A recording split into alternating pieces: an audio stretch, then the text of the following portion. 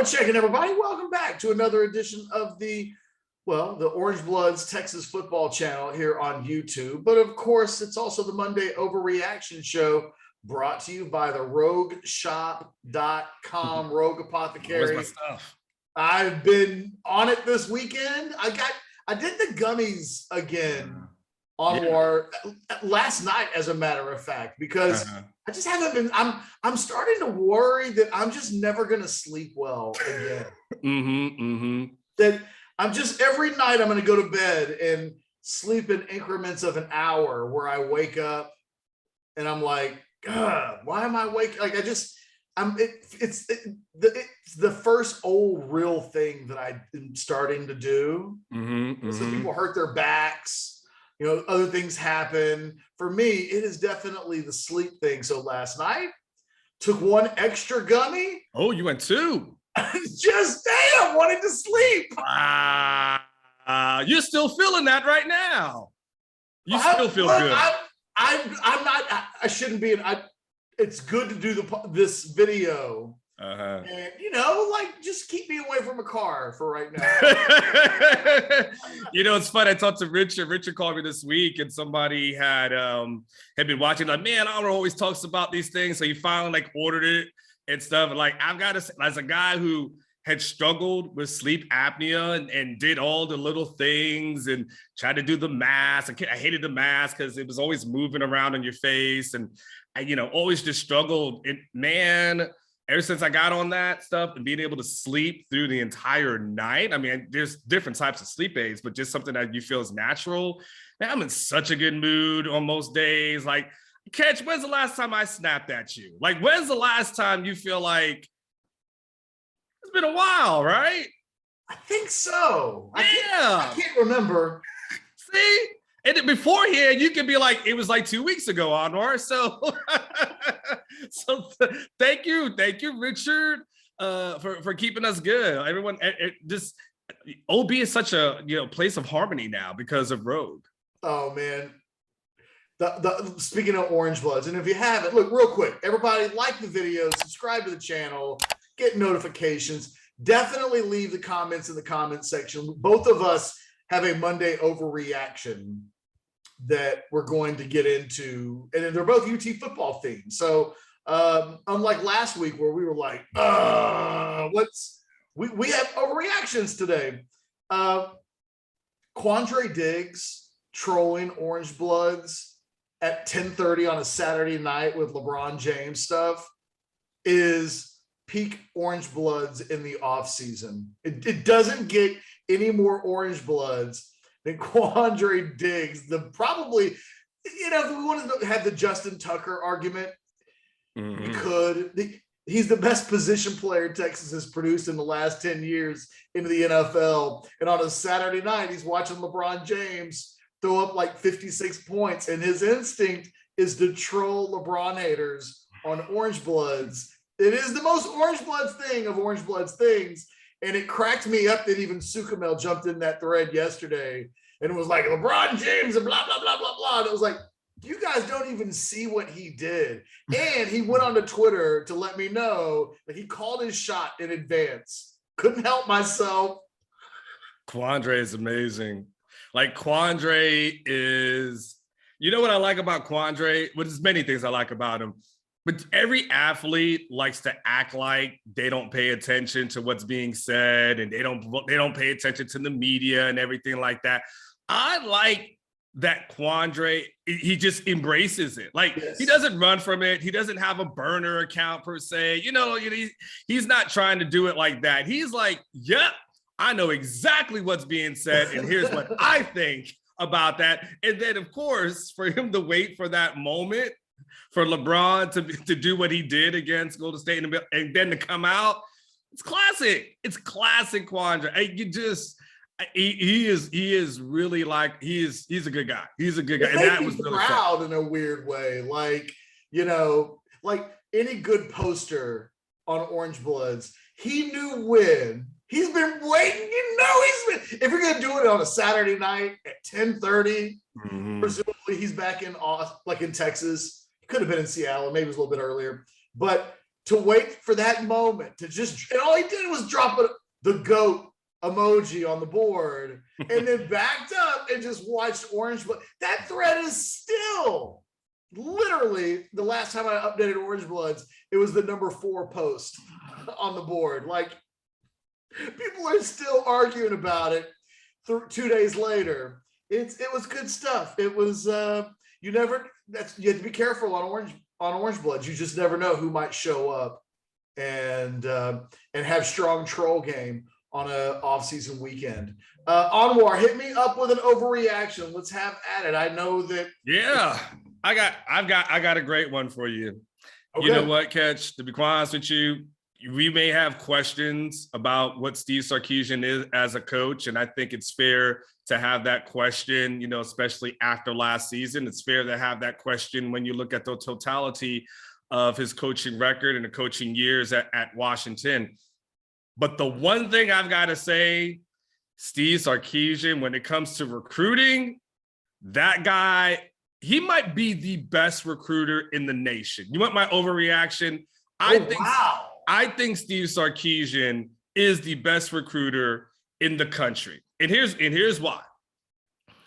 Based off of this weekend, when we look at Ochaun Mathis, him coming in for the unofficial on Sunday, and us having, us reporting that he was going to be coming, and then us having a report on Orange Bloods on Monday morning that I think everyone should be able to check out. You got to get a subscription. Like, that stuff on Twitter is cool. Like, it's cool, but we all understand, like, there's inside stuff that you want. This community is like, it's $10 a month. Like, we spend that on everything. I spend that more on like Disney Plus or whatever. So get that for yourself.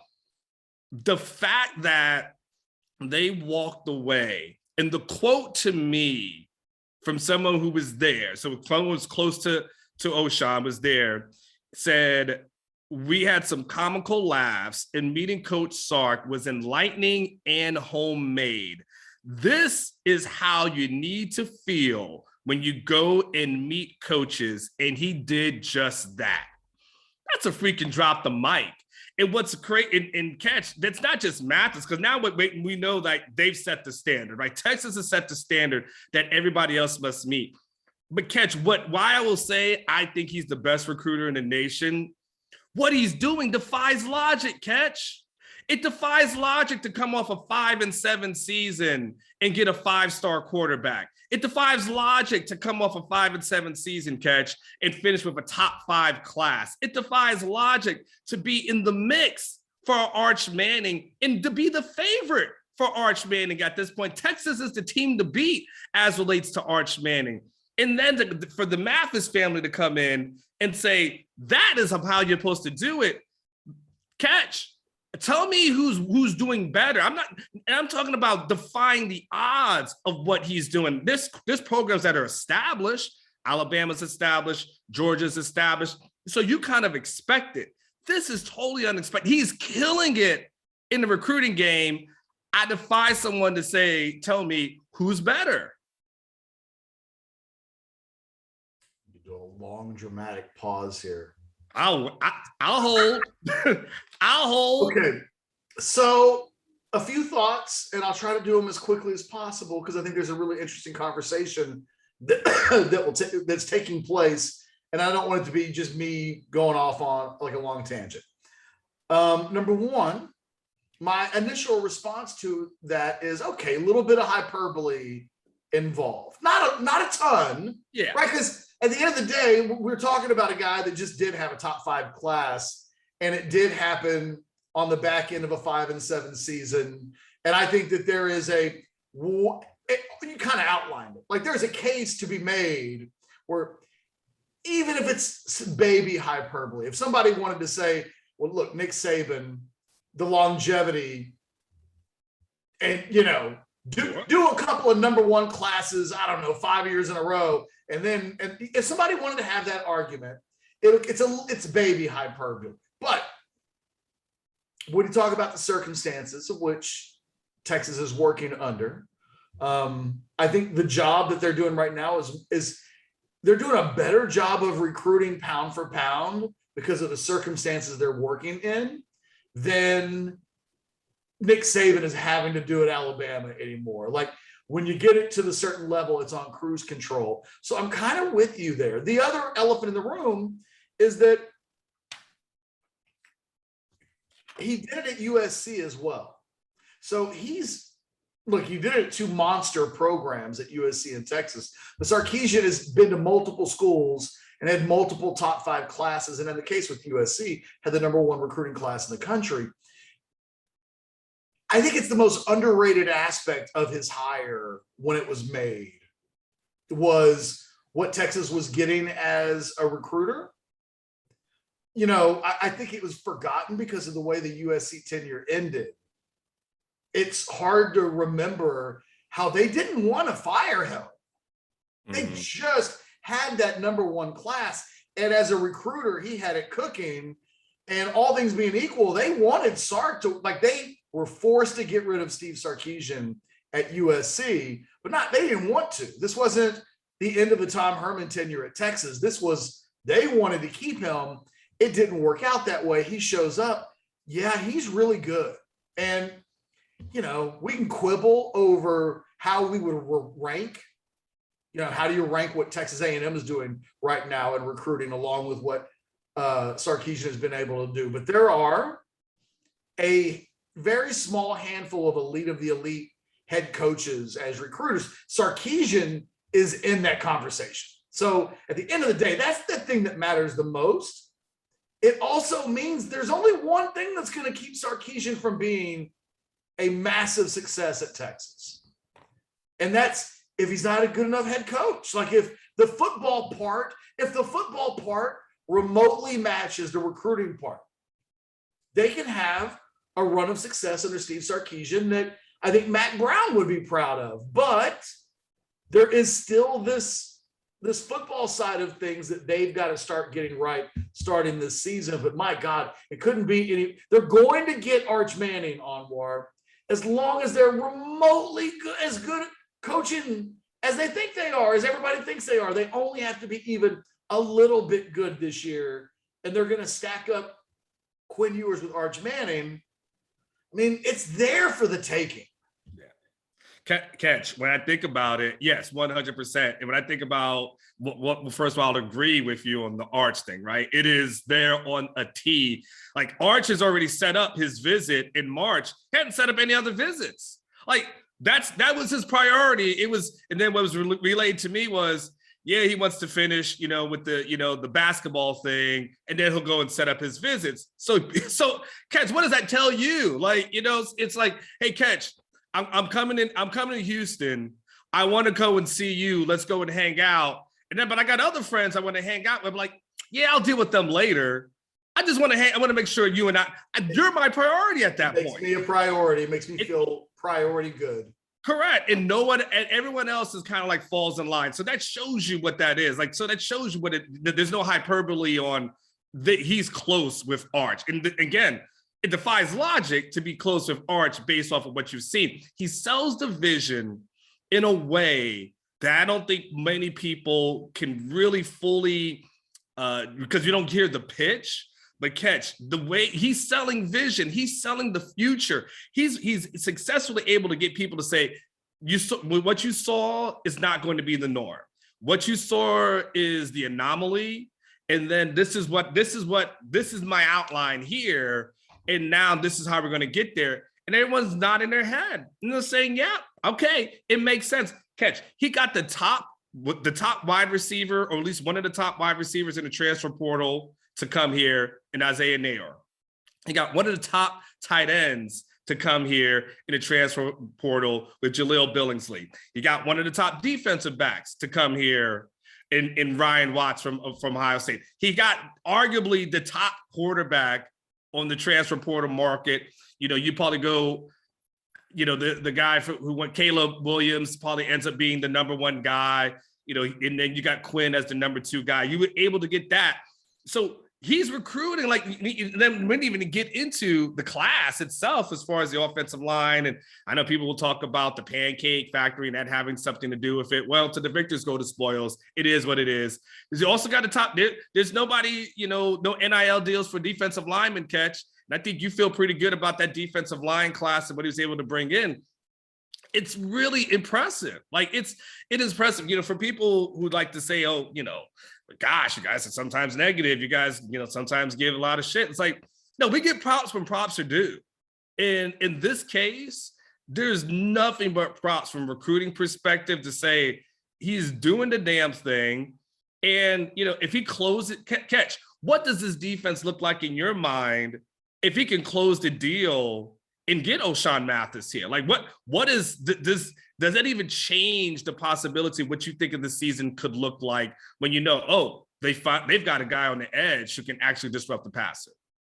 Well, it's an interesting conversation. I think what it does is, look, again, the thing that stands to get in the way of Steve Sarkisian's success at Texas is them not being good enough on the football side of things. The defense for a year ago, look, it reminds me of videos that we've recently done where I've talked about the number of players that I think are at least good, could at least be on a really good team's depth chart. But defensively a year ago, they weren't very good. And so, I don't know what to think of the coaching on the defensive side of the ball. My head tells me that Pete Kwiatkowski is one of the best in college football. All I got to do is look at his resume. But the only year that I've really paid any close attention to anything that he's ever done on a day in and day out basis, I don't know what to say about the defense. Yeah. You had guys are coming back this year because they underperformed to the levels that they thought they were going to perform at. I think DeMarvion Overshown thought he would be in the NFL, right? Going into the NFL. I think Keandre Coburn thought they'd be at the combine at this time. I think Deshaun Jameson thought that. That's three guys that all came back. Maro Ajomo might even be in that group of guys that thought, hey, I'm going to keep on doing my thing, and I'm going to go play and get paid and play in the pros. And it didn't happen. So I don't know. Like, there's a part of me that thinks add a defensive lineman, a linebacker, and a safety, good ones, to this defense.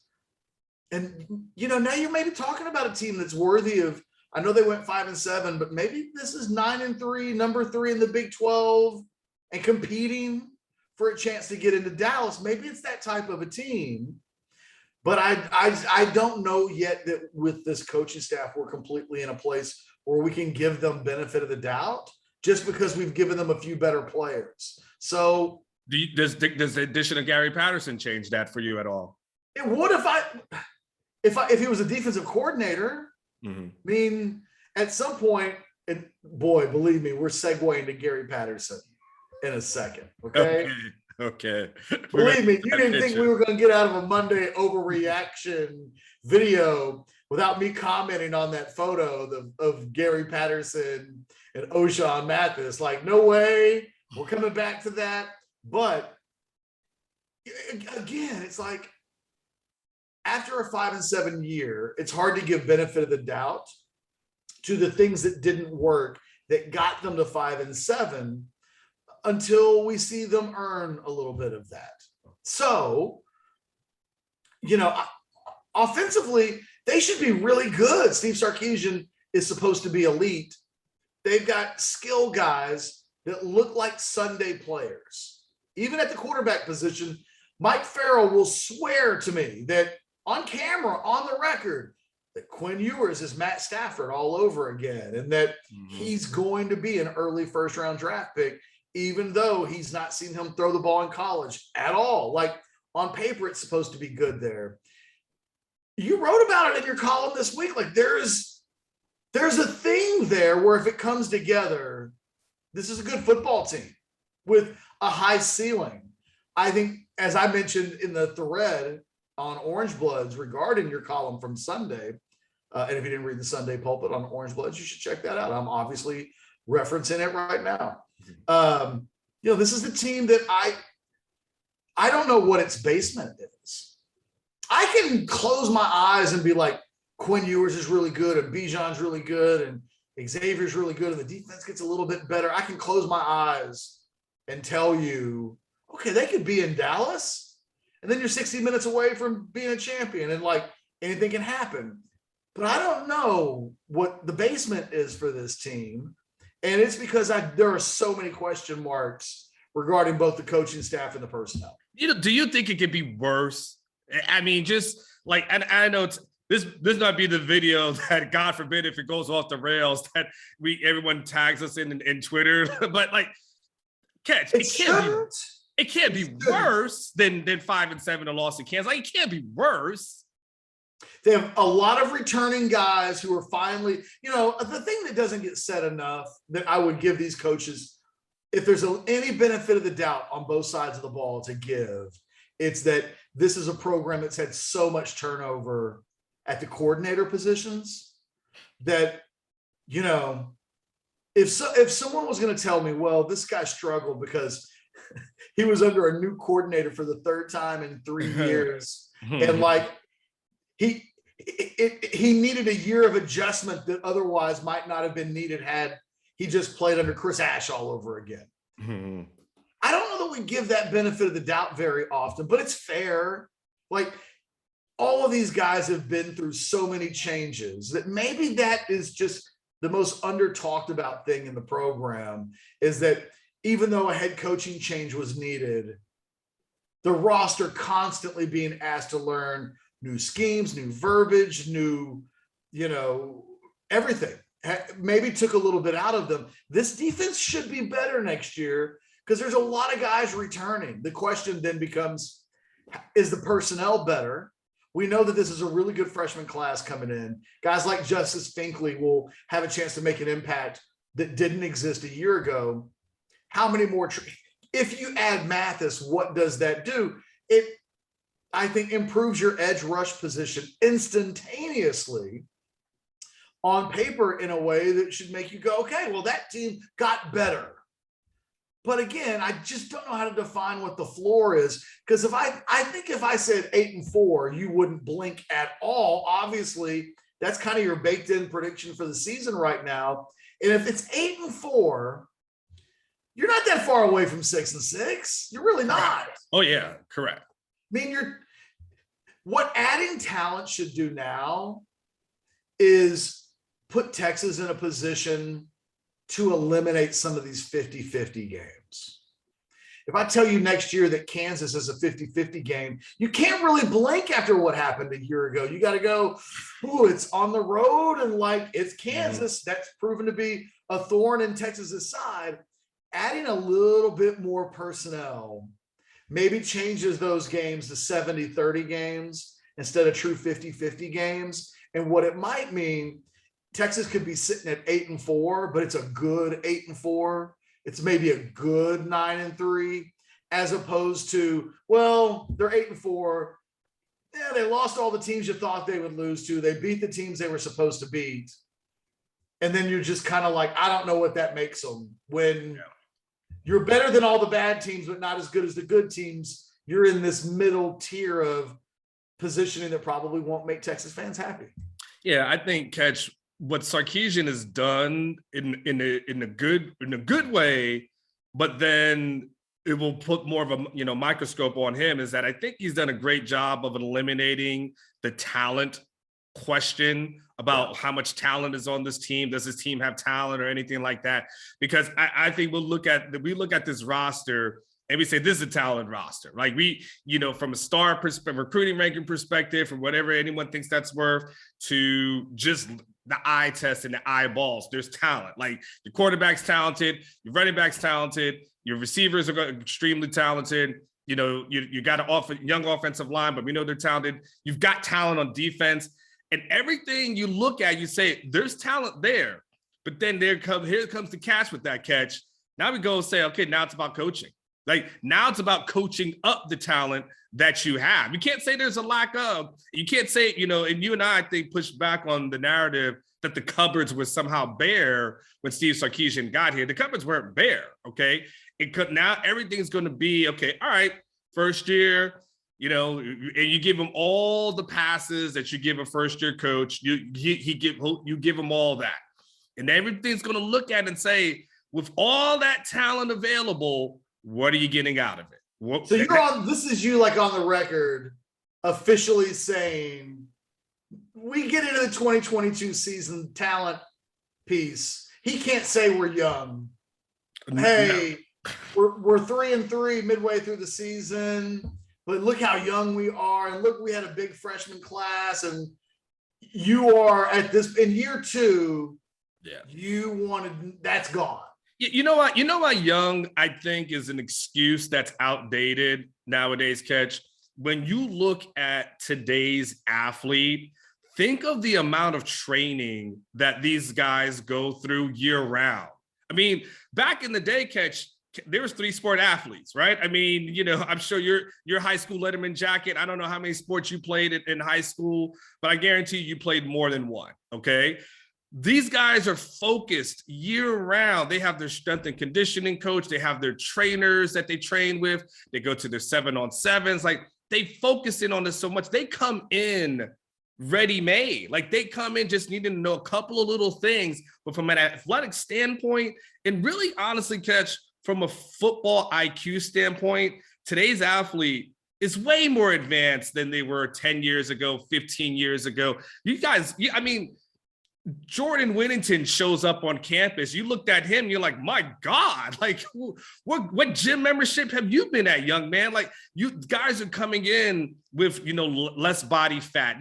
They're not having to get themselves into shape. Guys are early enrolling now, where that wasn't a thing 5 to 10 years ago. So that's what, for me, when I hear like, well, it's young, I'm like, today's talent, I don't think you can use youth as an excuse. I understand there's certain things that guys must learn. I'm not saying I'm not using like a blanket, Catch, but overall, I think if you go youth as an excuse, I think you're just pulling out an excuse.